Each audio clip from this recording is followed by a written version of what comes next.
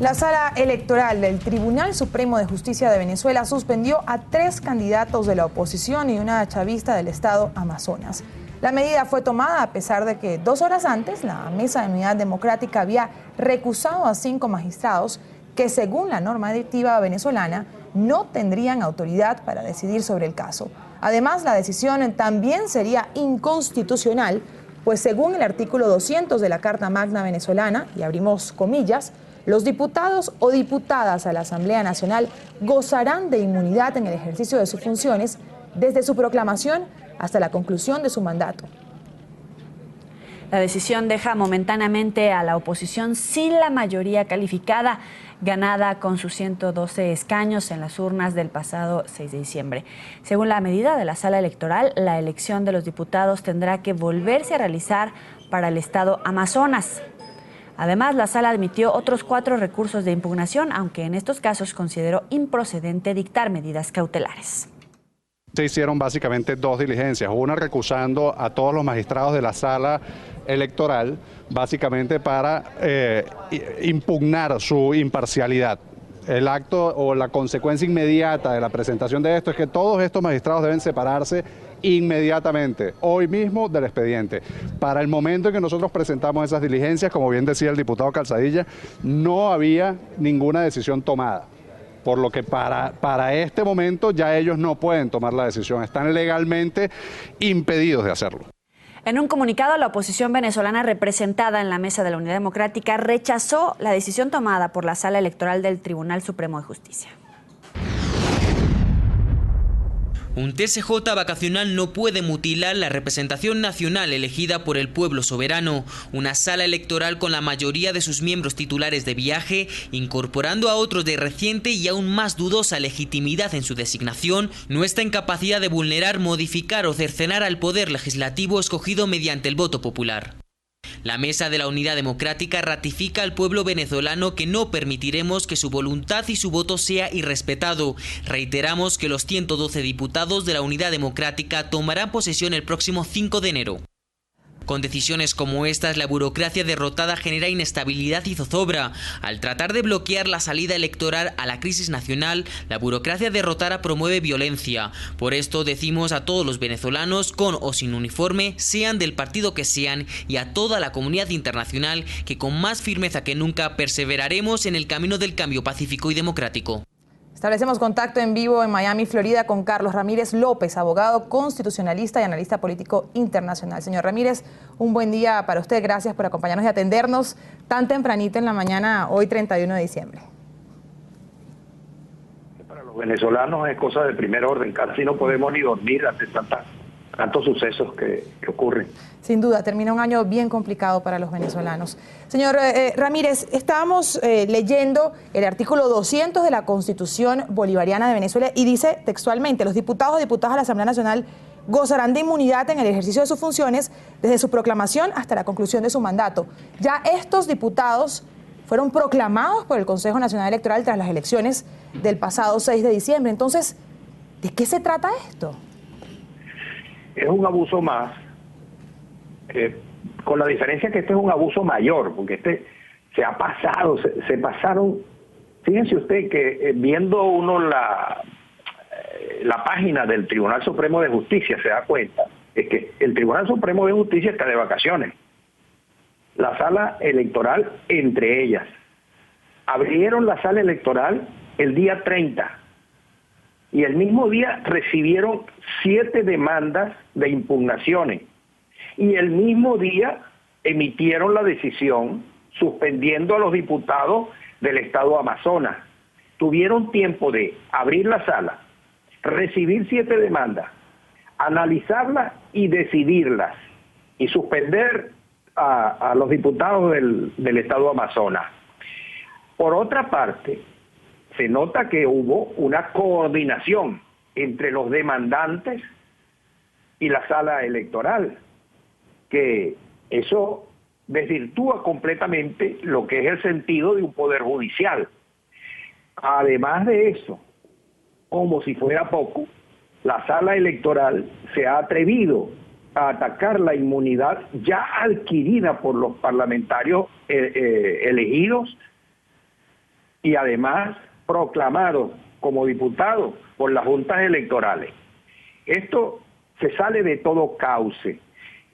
Y por si fuera poco, fíjese usted, los magistrados, que debo ponerle comillas a esa expresión, que conocieron de las decisiones, son los mismos que fueron designados ilícitamente, inconstitucionalmente, por mayoría simple, contraviniendo la Constitución, que exige una mayoría de 2/3 partes, en días recientes, por la Asamblea que ya feneció en sus actividades ordinarias.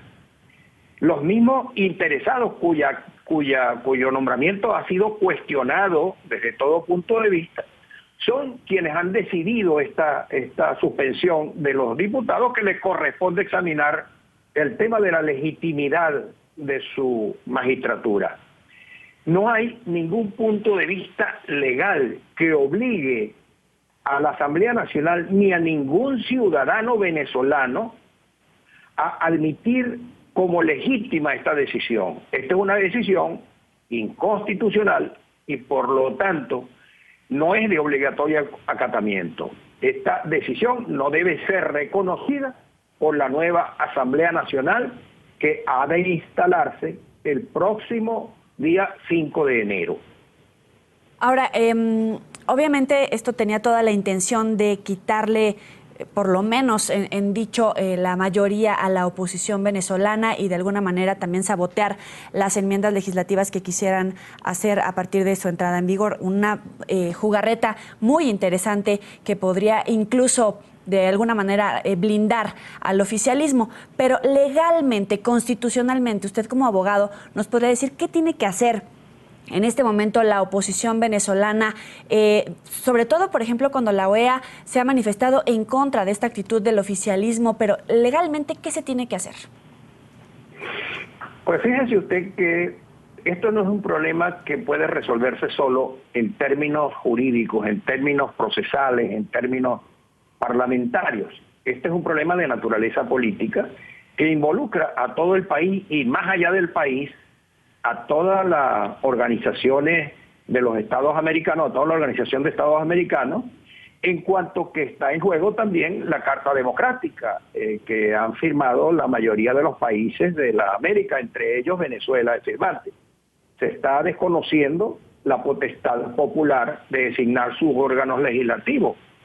Se está además vulnerando lo que es el concepto de la justicia, como debe ser una justicia imparcial, una justicia independiente.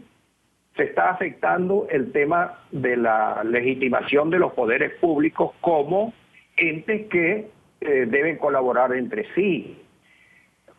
Hay una anormalidad que estoy recordando en este momento, pues son tantas que no quiero dejar pasar por alto. Y es que toda esa actividad, como le dije, ocurrió en un solo día, el día 30 de diciembre. Y los funcionarios, los diputados que resultaron electos y que se presumía iban a ser afectados por estas decisiones, se hicieron presentes en la sala electoral ese día, pidieron el expediente y no les han dejado todavía a estas alturas ver el expediente. No les han dejado ver los expedientes, no les han dejado la más mínima posibilidad de defenderse. Pero de todas maneras ellos procedieron a establecer recusaciones con los magistrados. Esto, el lenguaje coloquial significa recusar. Es que la persona agraviada por un presumido acto que se va a ejecutar o que se ejecuta por una instancia judicial tiene derecho a pedir la exclusión de quien esté juzgando, porque en su contra exista alguna causal que lo inhabilite. En este caso, la causal fue que estos magistrados que estaban decidiendo esas causas están cuestionados en su designación.